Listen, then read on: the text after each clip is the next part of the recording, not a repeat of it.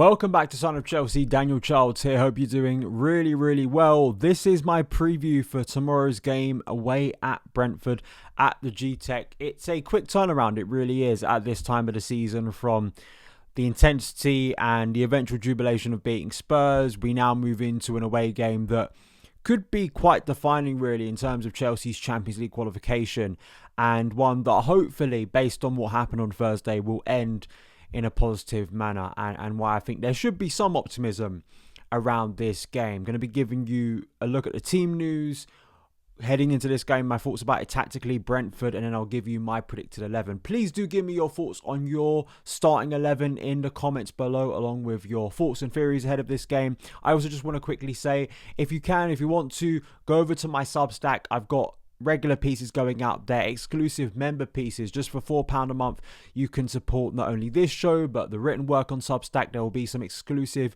video and podcasts going on my Substack. So link in the description box below. My latest piece is about Enzo Fernandez, but in the past week, there have been pieces about the rest of this season and the massive stadium issue, the future of Stamford Bridge, or moving to a new stadium. I give extensive thoughts on that. So link in the description box below, whether you're on YouTube or listening on the podcast feed.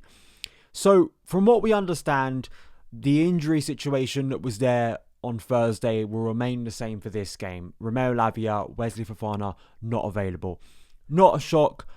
I wouldn't be surprised if we saw neither before the end of this season, just given their injury history. I mean, maybe Fofana, you'd say, because he's played a bit more than Lavia this year, but both of those players, because they have so many setbacks, it's kind of hard to envisage them playing a major role, which of course leads to that defensive situation. Will Tosin come back in? Will Chalobah really assert himself once again towards the end of another Chelsea season as one of our best defenders? We will wait and see. Brentford are obviously a tricky team for Chelsea. Record-wise, since they got promoted back in 2021, we've actually only beaten them twice in the Premier League. Obviously, the most recent fixture against them before Christmas, away from home only once, and that was the other overall win against them, either home and away, and that was the first visit to the G-Tech in October 2021. So it's a ground we haven't enjoyed going to, and it's a ground that just is quite awkward, I think, for teams like Chelsea. That's what makes Brentford and has made them a pretty settled, established Premier League side. But when you actually look at the numbers, I think if you haven't been paying attention to Brentford, it can be easy to have the assumption that they're going to do this, they're going to do that. And actually, if you look at their form, it actually hasn't been as impressive this year, especially at home, where before Christmas, once again, one of the best home records in Europe, not just the Premier League. But that has really been a downturn, and whether Chelsea can capitalise on that to rectify their own horrendous away record. Obviously, we know that Wissa and Brian Mbeumo are kind of the two big attacking threats for Brentford. It's not that they don't have other players that you can look at and feel could be a threat to Chelsea. I just think, especially Mbeumo, I think is a wonderful player. He scored against Chelsea a number of times. He likes scoring against Chelsea pretty regularly. And we know set piece wise as well, a danger area that Chelsea have to be wary of, and one that even if Brentford aren't having the greatest day, can maybe capitalise on. Defensively, if you just look at their overall numbers, they're 15th for goals conceded per match, so they haven't been that rigid. They've actually only kept 5 clean sheets all season, which also ranks them 15th. They're 6th, though, for goals per match, so not horrendous in terms of attack-wise. They can be quite productive given where they are in the league. But they're 15th for accurate passes per match, but this is kind of the key part of their strategy of how Thomas Frank sets up his team, and one thing that should be obvious and how direct Brentford are.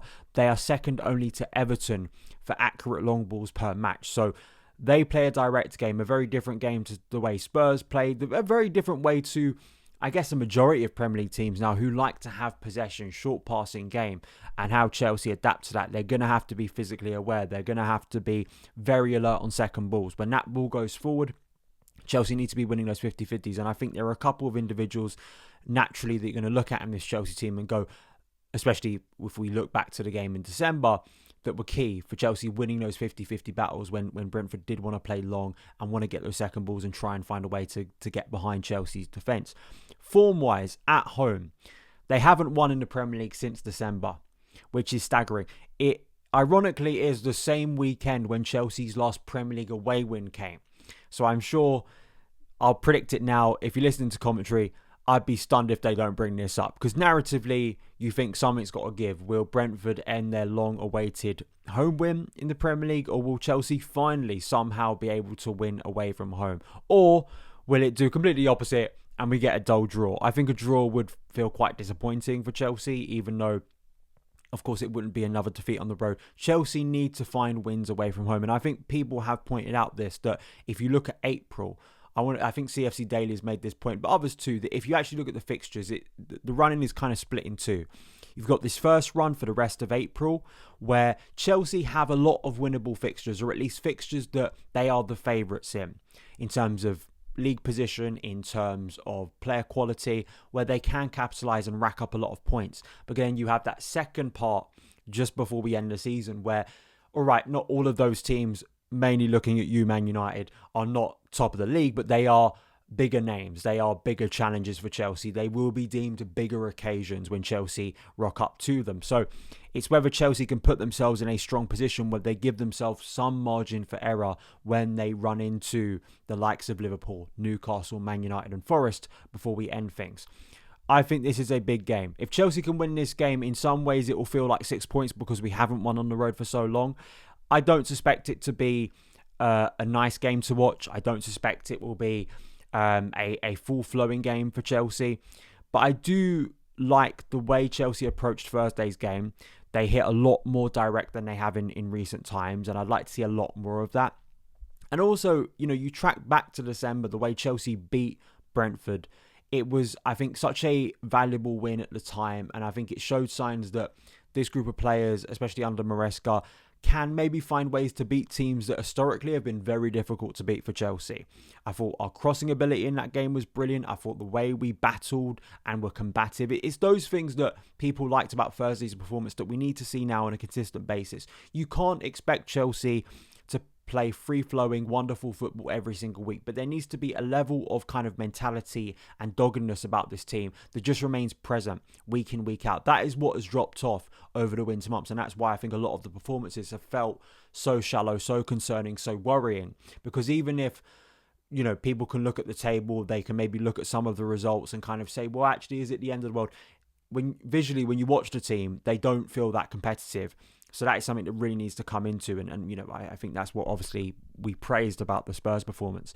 So looking at my starting 11, I don't think instinctively there are going to be many changes here. Because you're coming off the back of a win. There are some injury problems that mean that those players that could have been rotated in here are not going to be available. And I do think that Maresca needs to treat this like a not a must win, but I think that if you do win, it will be seen as a very important one, maybe in the context of Chelsea getting Champions League. And can you capitalise on a side like Brentford, who haven't been winning a lot, who have struggled, play on the psychology of that, and also try and get Chelsea, especially attack-wise, where there were some signs of that being reinvigorated on Thursday, into life, and hopefully that connection can grow before the end of the season.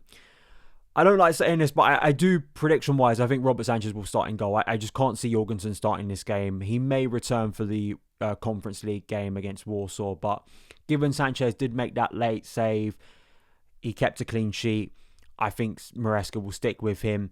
It's just, we know what Rob Sanchez is like, so, but let's be fair, this is what it is now. We can't act all surprised that Chelsea have a flaw in their goalkeeping department. It's been the case since August, so we can't, go, oh wow, we've got this massive problem. It just is what it is. I do think one of the changes, and maybe this is a little bit harsh on him, but I do think Reece James will start this game instead of Malo Gusto at right back. Because I just think Reece needs to get himself back in the starting lineup. He is a big player for Chelsea. If he's at his best, he can make a huge difference, especially offensive-wise. And I just feel like Reece will play this game. Again, a bit harsh on Malo Gusto, because I actually thought defensively, especially, he had one of his best performances of the season on Thursday. However, offensively, there still is that lacking, and you feel like James, especially if he's being asked to play that inverted role, is a lot more suited as a right back to do that than Malo Gusto is. But I'd still like to see Reece have the flexibility to move out wide and to get crosses where we know he can be so dangerous. Trevor Chalobah, Levi Colwell, Motka Correa make up the rest of the back four. I just think, Trev obviously had a really dominant performance. Levi, too, I thought had a better performance. And Cucurella, we know, watched the game against Brentford. He was such a, not in a bad way from a Chelsea point of view, but spiteful, just awkward, kind of just really confrontational in that Brentford game. And I think that made a huge difference on the occasion. The only difference I could see here is maybe Maresca looking at the attributes of Brentford, how they play so direct, and bringing back Tosin. But I would bring back Tosin for Colwell rather than Tosin for Chalobah. I think Chalobah's stronger in the air than Levi is. I just think Chalobah and Tosin could be a better back two. That's the only reason I think you'd bring back Tosin Adebayo for this game.